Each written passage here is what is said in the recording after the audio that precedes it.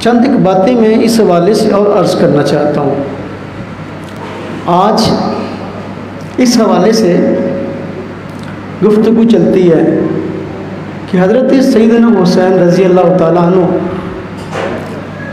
ایک طرف تھے اور ایک طرف یزید تھا، ان دونوں میں حق پہ کون تھا؟ بات یاد رکھیں، بعض سوال ایسے ہوتے ہیں کہ وہ سوال ہی بے بنیاد اور غلط ہوتے ہیں۔ یہ سوال بھی ایسا بیہودہ اور ایسا غلط ہے کہ کرنے والے کو سوال کرنے سے پہلے 100 مرتبہ شرمندگی میں ڈوب جانا چاہیے۔ حضرت سیدنا حسین رضی اللہ عنہ اور دوسری طرف یزید، ان دونوں میں حق پہ کون ہوگا؟ یقینی بات ہے حضرت سیدنا حسین رضی اللہ عنہ کی ذات کے ساتھ حق ہے، اس میں دوسری رائے نہیں ہونی چاہیے مسلمان کی۔ توجہ کرنا، ایک آدمی مجھے کہنے لگا کہ جی حضور نبی پاک صلی اللہ علیہ وسلم نے ایک لشکر کے بارے میں خبر دی تھی کہ جو قسطنطنیہ پہ جا کے پہلی مرتبہ حملہ کرے گا ان کے لیے جنت کی بشارت ہے، تو ان میں یزید بھی تھا، لہذا یزید کے لیے جنت کی بشارت ہے، تو وہ جنتی آدمی ہے، ہم اس کے بارے میں غلط بات کیسے کہیں؟ توجہ کرنا، حضور نبی پاک صلی اللہ علیہ وسلم نے یہ بشارت ضرور ارشاد فرمائی ہے کہ پہلا وہ لشکر جو سمندری سفر کر کے جائے گا اور جنگ لڑے گا، جنت کی بشارت ہے، لیکن یہ ایک عمومی بشارت ہے۔ آپ نے یزید کا نام لے کر جنتی نہیں فرمایا۔ عمومی بشارت ہونا ایک الگ چیز ہے، نام لے کے جنتی فرمانا ایک الگ چیز ہے۔ دوسری بات، حضرت مولانا عبدالرشید نعمانی رحمۃ اللہ علیہ نے حادثہ کربلا کا پس منظر کتاب لکھی ہے، اس میں انہوں نے باقاعدہ ثابت کیا ہے کہ جو پہلا لشکر گیا باہری سفر کے لیے، یزید اس میں شامل ہی نہیں تھا، بلکہ ہوا یوں، حضرت سیدنا معاویہ رضی اللہ عنہ نے لشکر بھیجا تو وہ لشکر وہاں جا کر بیمار ہو گیا، یزید کو اطلاع ملی کہ وہ لشکر بیمار ہو گیا، تو انتاؤں پھیل گیا تھا، کوئی اس طرح کی بیماری تھی، تو اس کو پتہ چلا تو اس نے خوشی کے مارے اشعار کہے اور کہنے لگا شکر ہے میں نہیں گیا، میں اپنی بیوی کے پاس بیٹھا ہوں اور مسلمان وہاں طرح طرح کی بیماریوں میں ہیں۔ حضرت سیدنا معاویہ رضی اللہ عنہ کو اس کا علم ہوا اور پھر اس کو ڈانٹا اور اس کو پھر پیچھے بھیجا، جاؤ تم بھی وہاں جاؤ۔ جس کو زبردستی وہاں بعد میں بھیجا گیا اس کے لیے کیسی جنت کی بشارت ہے۔ دوسری طرف حضرت حسین رضی اللہ عنہ کو حضور نبی پاک صلی اللہ علیہ وسلم نے نام لے کر جنت کی بشارت دی ہے۔ آپ نے فرمایا اپنے نواز حضرت حسن کے متعلق، حضرت حسین کے متعلق فرمایا الحسن والحسین سیدہ شباب اہل الجنہ، حضرت حسن اور حضرت حسین رضی اللہ عنہما یہ دونوں جنتی نوجوانوں کے سردار ہیں۔ یہ نہیں فرمایا جنتی ہیں، جنتی نہیں فرمایا، فرمایا جنتی نوجوانوں کے سردار ہیں۔ اب وہ بھی کوئی نوجوان جنت میں جائے گا، حضرت حسین رضی اللہ عنہ کو سردار ماننا پڑے گا۔ نعرہ تکبیر، بلا کا شاہ حسین، میرا حسین، میرا حسین۔ حضرت سیدنا حسین رضی اللہ عنہ آپ کے حوالے سے اور یزید کے تقابل کے حوالے سے یہ بات ذہن میں رکھیں، ایک طرف حضرت حسین رضی اللہ عنہ کی شہادت کی خبر آپ نے دی، جنتی ہونے کی بشارت آپ نے دی، اور حضور نبی پاک نے فرمایا کہ یہ حضرت حسن اور حضرت حسین یہ جنت کے دخول ہیں۔ حضور نبی پاک صلی اللہ علیہ وسلم نے ان کو یہ اعزاز دیا کہ فرمایا کہ یہ میرے بیٹے ہیں۔ تو جو کرنے کی بات سمجھانے لگا ہوں، فرمایا یہ میرے بیٹے ہیں۔ حضور نبی پاک صلی اللہ علیہ وسلم کی نرینہ اولاد نہ تھی، بلکہ حضرت حسن اور حضرت حسین رضی اللہ عنہ آپ کے نواسے تھے۔ آپ نے فرمایا کہ یہ دونوں میرے بیٹے، ان کو اپنے بیٹے قرار دیا، اپنے گھر کے فرد قرار دیا، جس طرح کہ مسلم شریف کی معروف روایت ہے۔ آپ نے حضرت علی رضی اللہ عنہ، حضرت حسن، حضرت حسین رضی اللہ عنہ کو اپنی چادر میں اڑایا اور فرمایا ہاں اولیاء اہل بیتی، حضرت فاطمہ کو گھر کا فرد قرار دیا۔ تو جو حضور نبی صلی اللہ علیہ وسلم کا خون ہے، اس کے بارے میں کوئی مسلمان امتی کیسے سوچ سکتا ہے کہ وہ جو ہے وہ باطل پہ ہوگا، دوسرا آدمی حق پہ ہوگا؟ حضور کا خون ایسا کر ہی نہیں سکتا۔ لہذا سوچنا چاہیے۔ ایک آدمی مجھے کہنے لگا کہ جی نواسہ تو دوسرے خاندان کا حصہ ہوتا ہے، دوتیاں لیکن دوسرے خاندان کا حصہ ہوں گے، تو حضور کے خاندان کا حصہ کیسے بنے؟ سسرال کی طرف نسبت ہوتی ہے نا جی بیٹی کی اولاد کی۔ میں نے کہا دیکھیں، حضور نبی پاک صلی اللہ علیہ وسلم نے ان حضرات کو اپنی اولاد قرار دیا، اور قرآن نے ان حضرات کو، حضرت حسن کو اور حضرت حسین کو باقاعدہ آپ کے بیٹے قرار دیا۔ قرآن کریم میں ہے آیت مباہلہ کے اندر، جب نجران کے عیسائی حضور نبی پاک صلی اللہ علیہ وسلم کا دلائل سے مقابلہ نہ کر سکے اس موضوع پر کہ حضرت عیسیٰ کو اللہ کے بیٹے ہیں، آپ نے دلائل سے ان کے دانت کھٹے کیے اور ان کا جھوٹا ہونا واضح کیا، تو باہر جا کے پراپگنڈے کرنے لگ گئے کہ جی ان کے نبی کی کوئی بات نہیں آئی۔ تو قرآن نے پھر مباہلے کی بات کی کہ نجران کے عیسائیوں کو دعوت دی گئی کہ بھئی آپ اکٹھے ہو کے آ جاؤ، اپنے بیوی بچوں کو لے آؤ، اپنے گھر کے افراد کو، ہم بھی لے آتے ہیں، پھر ہم ایک دوسرے کے خلاف بد دعا کرتے ہیں، جو جھوٹا اللہ پاک اس پہ لعنت کرے گا۔ چنانچہ فرمایا فقل تعالوا ندعو ابناءنا وابناءکم ونساءنا ونساءکم، فرمایا آپ ان کو کہہ دو کہ بھئی اپنے بیٹوں کو لاؤ، ہم بھی اپنے بیٹوں کو لاتے ہیں، ونساءنا ونساءکم، اپنی بیویوں کو لاؤ، ہم اپنی بیویوں کو لاتے ہیں۔ حضور نبی پاک صلی اللہ علیہ وسلم حضرت فاطمہ رضی اللہ عنہ اور اسی طرح حضرت حسن، حضرت حسین رضی اللہ عنہ کو لے کر میدان میں آگے تھے، عیسائی بھاگ گئے تھے۔ یہ ندعو ابناءنا وابناءکم، قرآن نے فرمایا اب فرمایا تم اپنے بیٹے لے کے آؤ، میں اپنے بیٹے لے کے آتا ہوں۔ حضور کے بیٹے کون تھے جن کو آپ لے کے آئے تھے؟ وہ حضرت حسن اور حضرت حسین تھے۔ اس لیے کسی قسم کی بات کہنے سے پہلے سوچ ضرور لیا کریں کہ حضرت حسین رضی اللہ عنہ کے متعلق بات کہنی کیا ہے۔ حضور نبی پاک صلی اللہ علیہ وسلم کی نرینہ اولاد نہیں تھی، بچپن میں بیٹے تھے، فوت ہو گئے تھے۔ اس کی وجہ یہ ہے کہ اگر اولاد جوان ہوتی تو سوال ہے کیا وہ نبی ہوتی یا نہ؟ اگر وہ نبی نہ ہوتی، سوال کرنے والا کہتا کہ حضور نبی پاک صلی اللہ علیہ وسلم تمام نبیوں سے افضل ہیں، حضرت ابراہیم کے بیٹے تو نبی ہیں، حضرت یعقوب کے بیٹے نبی ہیں، حضرت اسحاق کے بیٹے نبی ہیں، تو حضور کے بیٹے نبی کیوں نہیں؟ اگر نبی ہوتے تو حضور کا یہ اعزاز تھا کہ آپ آخری نبی ہیں، آپ کے بعد کوئی نبی نہیں آنا، مسئلہ کھڑا ہو گیا۔ اس لیے آپ کی نرینہ اولاد نہ رکھی گئی۔ اللہ پاک نے قرآن کریم میں فرمایا ما کان محمد ابا احد من رجالکم ولکن رسول اللہ و خاتم النبیین، فرمایا کہ محمد صلی اللہ علیہ وسلم تم مردوں میں سے کسی کے باپ نہیں ہیں، ولکن رسول اللہ، لیکن اللہ کے رسول ہیں، و خاتم النبیین، لیکن آخری نبی ہیں۔ ایک آدمی مجھے کہنے لگا اس چیز کا تعلق سمجھ میں نہیں آیا آیت کا، فرمایا تم مردوں میں سے کسی کے باپ نہیں ہیں لیکن اللہ کے رسول ہیں، تو فرمایا اللہ کے رسول ہیں، تم مردوں میں سے کسی کے باپ نہیں ہیں، مطلب کیا؟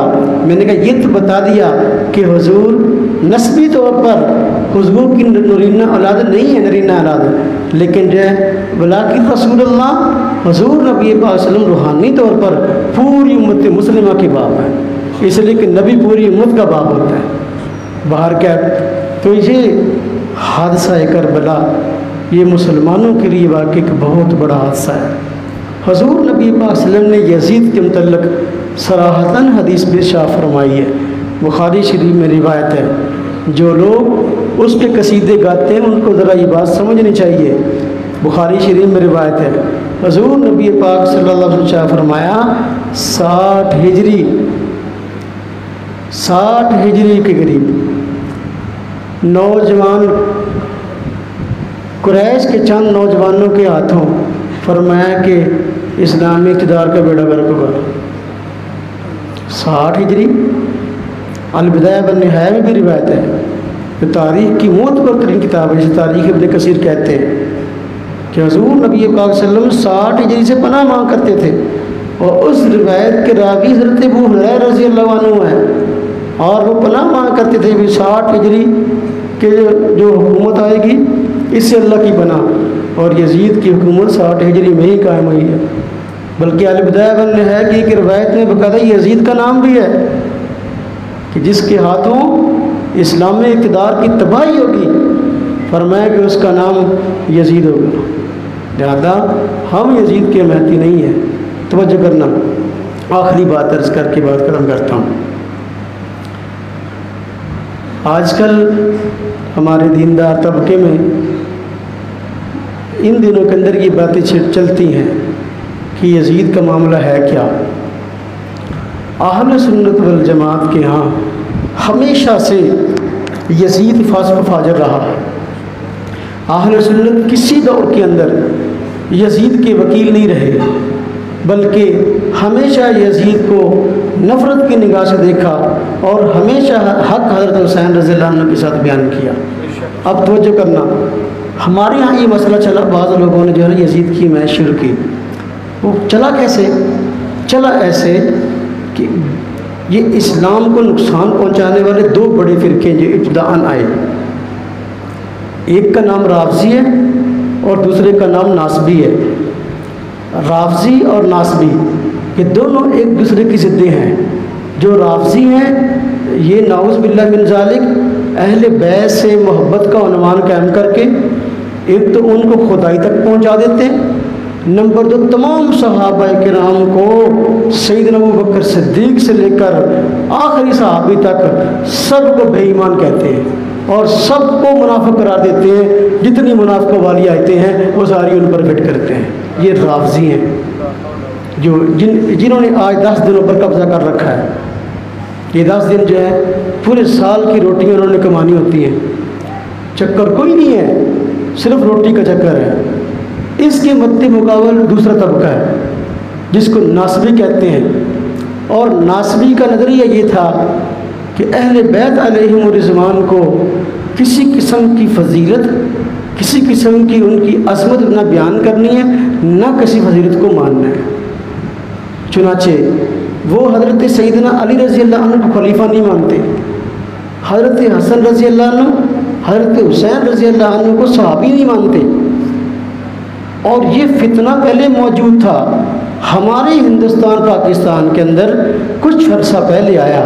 کیسے آیا؟ کراچی میں ایک بدبخت گروہ پیدا ہوا، تو اپنا انہوں نے ایک ادارہ بنایا الرحمان پبلیشن ٹرسٹ کے نام سے۔ تو اس کے سرکردہ لوگوں میں محمود احمد عباسی کے نام سے ایک آدمی ہوا امروہہ کا، وہ اور حبیب الرحمان کاندلوی اور اس جیسے اور 5-7 لوگ جو ہے نا گمراہ اکٹھے ہوئے، اور ان لوگوں نے یزید کی حمایت پر کتابیں لکھی، اور کتابوں میں حوالے کن کتابوں کے دیے؟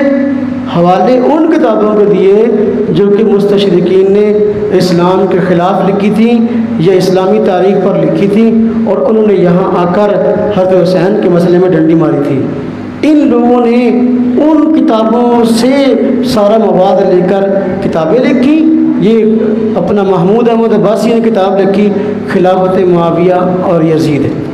اب حضرت معاویہ رضی اللہ عنہ کے متعلق دو رائے نہیں ہیں، اہل سنت ان کا احترام کرتے ہیں، لیکن یزید کا تو وہ معاملہ نہیں ہے۔ اس نے یہ کتاب لکھی اور اس میں یزید کو امیر المومنین ثابت کیا، اور حضرت حسین رضی اللہ تعالیٰ عنہ کو نعوذ باللہ باغی ثابت کیا، اور بکواس کی، اور اسی طرح جو ہے ان کے متعلق جتنی فضائل والی حدیثیں تھیں ان سب کا انکار کیا، اور ایک کتاب باقاعدہ انہوں نے اور لکھی ہے مذہبی داستانیں کے نام سے 5 جلدوں کے اندر، اس میں جتنے اہل بیت کی شان میں جتنی حدیثیں تھیں وہ ساری کی ساری جو ہے ان کا انکار کر دیا۔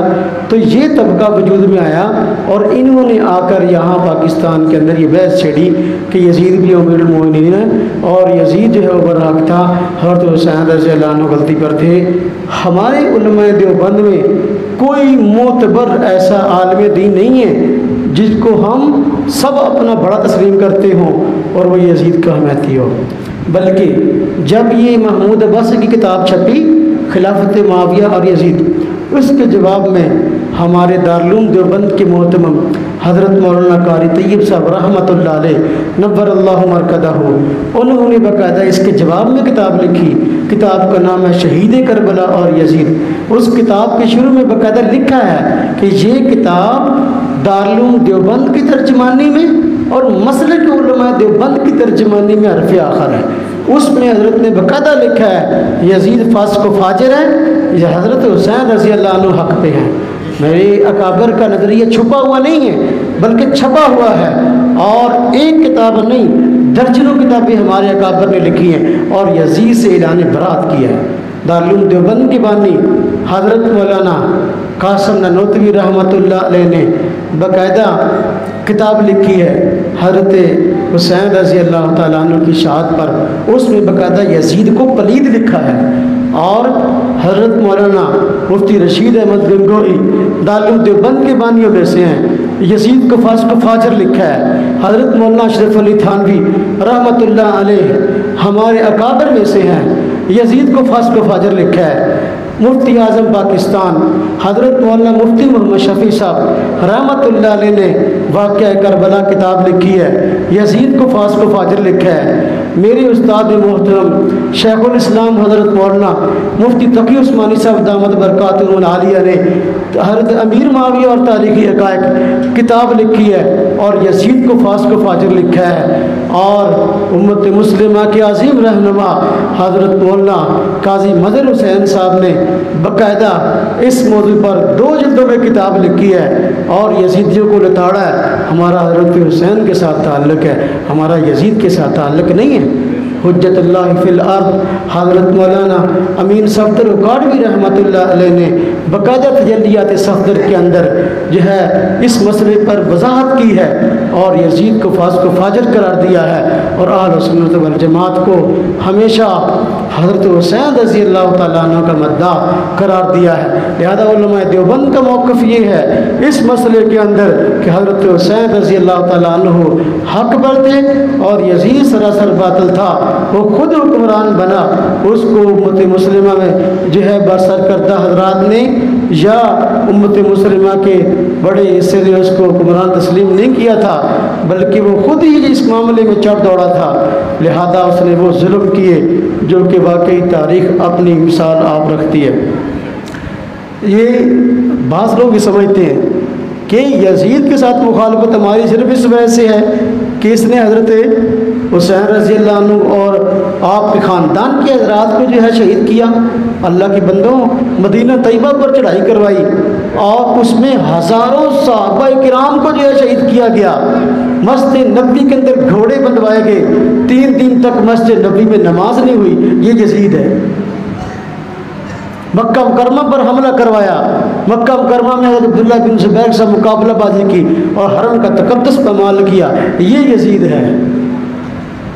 اور کتنے مسلمانوں کے جو ہے وہ خون سے ان کے ہاتھ رنگے ہوئے ہیں۔ لوگ کہتے ہیں کہ یزید ایسا یزید ایسا، نانا یزید اس کا اہل سنت والجماعت سے تعلق نہیں ہے، بلکہ حضرت حسین رضی اللہ عنہ اہل سنت کے پہلے بھی مقتدا تھے، آج بھی مقتدا ہیں اور تا قیامت مقتدا رہیں گے انشاءاللہ تعالی۔